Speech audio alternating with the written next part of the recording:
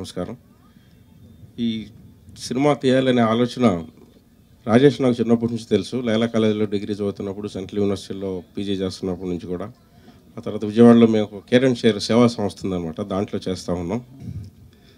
Means it is a romantic love story wear Rajesh గారు చాలా శ్రమపడి 2 years నుంచి చేస్తున్నటువంటి స్టోరీ ప్రిపేర్ చేశారు.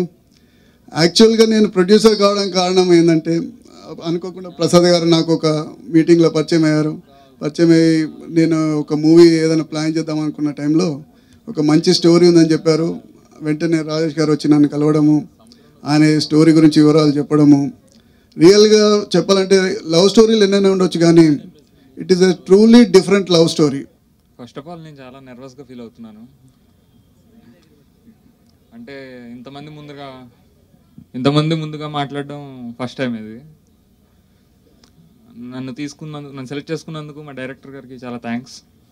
వర్క్ చేస్తున్నామండి. It's a musical film and totally 14 songs ఉన్నాయి ఫిలింలో. And I just wish everything goes well good. Thank you so much. Story పైన అలా మనసు పడేసుకున్నాను. It's a very good story. నాకు బాగా నచ్చింది. నా క్యారెక్టర్ చాలా బాగుంటుంది. ఐ విష్ ఆల్ సక్సెస్ ఈ టీంలో అందరూ వర్క్ చేస్తున్నందుకు. And thank you very much. Bharadwaj గారు ఇక్కడికి వచ్చి మమ్మల్ని అందరినీ విష్ చేసినందుకు రియల్లీ థ్యాంక్స్. Very thanks.